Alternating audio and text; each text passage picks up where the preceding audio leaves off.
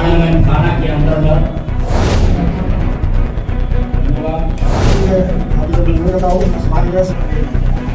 Drone videographers हमारे पास रहेंगे। हम लोग पूरे शोभा यात्रा का हम लोग चप्पे चप्पे पे नज़र रखेंगे और उसका वीडियोग्राफी करेंगे और जितने भी पंडाल्स बने हैं उसका मैकेनिकल सॉलिडारिटी उसका देखेंगे कि वो सही तरीके से बनाया गया है कि नहीं। उसके साथ साथ उसमें अग्निशमन के जितने भी प्रोटोकॉल फॉलो किया जाएगी या फिर खासकर कहीं घाट से निकलेगी, वापस कोई ट्रॉली अशोक राजपथ पे नहीं चलेगी और नहीं चलेगी तो मतलब नहीं चलेगी। पानी का जलस्तर बढ़ा हुआ है, वो कृत्रिम तालाब नहीं होगा। माननीय सर्वोच्च न्यायालय एवं एनजीटी का स्पष्ट आदेश है कि गंगा नदी में किसी प्रकार का विसर्जन नहीं होगा। तो उसके लिए नगर निगम के स्तर से गंगा किनारे कृत्रिम तालाब बनाए।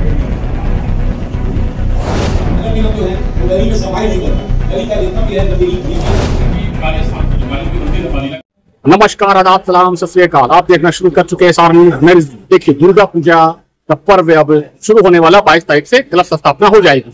उसको लेकर पूरी अनुमंडल में तमाम थाना में शांति समिति की बैठक हुई। इसी तरह गुजरात बालू में पटना अनुमंडल अधिकारी एसडीएम सर की अध्यक्षता में यहाँ पे बैठक की गई। तमाम थाना अध्यक्ष और स्वास्थ्य विभाग, नगर निगम विभाग और तमाम थाना अध्यक्ष यहाँ पर शांति समिति के तमाम लोग, समाज सेवी लोग इसमें उपलब्ध रहे। तमाम लोग मौजूद है, अपनी अपनी बातें रखते हैं। और आपको बताते चले जिस तरीके से तमाम लगातार हर बार पूजा में गाइडलाइन होती है, वही इस बार भी गाइडलाइन है। डीजे पूरी तरीके से प्रतिबंध है, शस्त्र कोई भी प्रयोग नहीं होगा, कोई भी अश्लील गाने नहीं बजाएंगे, तमाम तरह की बातें हैं।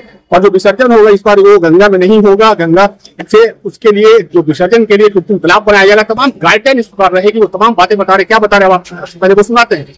पालन करना है, डीजे नहीं बजाना है, नहीं बजाना है एवं किसी प्रकार का अश्लील गाना नहीं बजाना है, आतिशबाजी नहीं करना है। और इसके अलावा इनके द्वारा जो हमें सुझाव दिए गए हैं, जैसे कुछ जगहों पे सड़क टूटने की बात बताई गई है, कुछ जगहों पे विशेष पर महिला बल्कि प्रतिबंध की बात की गई है, उन सभी का अनुपालन किया जाएगा। ड्राइंग का आदेश निकाला जाएगा, इसमें सभी बातों को पानी बढ़ा हुआ है। विसर्जन के लिए देखिए अभी पानी का जलस्तर बढ़ा हुआ है, वो कृत्रिम तालाब नहीं होगा। माननीय सर्वोच्च न्यायालय एवं एनजीटी का स्पष्ट आदेश है कि गंगा नदी में किसी प्रकार का विसर्जन नहीं होगा। तो उसके लिए नगर निगम के स्तर से गंगा किनारे कृत्रिम तालाब बनाए जाएंगे। वो कहाँ बनेंगे वो उस समय के जलस्तर को देखते हुए हम निर्णय लेंगे। बट मूलतः 7 से 8 कृत्रिम तालाब बनाए जाएंगे, जिसमें लॉ कॉलेज घाट, भद्र घाट, टंगन घाट इत्यादि सम्मिलित है। और सारी मूर्तियां उन्हीं में विसर्जित होंगी और उनको सारे एनजीटी के गाइडलाइंस के आधार पर वापस निकाला जाएगा, ताकि मां गंगा को प्रदूषण से बचाए। ऑफिसर्स यहाँ पे मौजूद थे और अग्निशमन के भी ऑफिसर्स यहाँ पे मौजूद थे। आज जितना भी दिशा निर्देश दिया गया है उसको आपके माध्यम से जितने भी जनमानस है उसको संप्रेषित करने की हम लोग आप लोग से आग्रह करते हैं।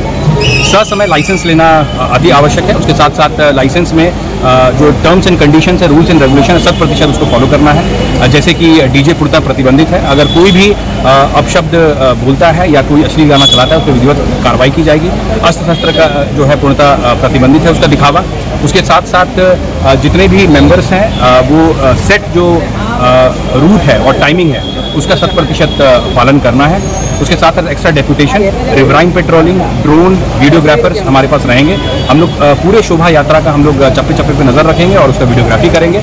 और जितने भी पंडाल्स बने हैं उसका मैकेनिकल सॉलिडारिटी उसका देखेंगे कि वो सही तरीके से बनाया गया है कि नहीं। उसके साथ साथ उसमें अग्निशमन के जितने भी प्रोटोकॉल्स उसको फॉलो किया गया है कि नहीं, उसमें सीसीटीवी लगाया गया है कि नहीं, वो सब भी हमारे पुलिस प्रशासन वहाँ पे उसके ऊपर भी फोकस करेगी। पूरे पुलिस प्रशासन की तरफ से पटना सिटी वासियों को आगामी पर्व के लिए हार्दिक शुभकामनाएं। गलियों का पेट्रोलिंग बहुत शिकायत है, गली में पेट्रोलिंग नहीं हो पा रही है सर, खासकर पटना सिटी।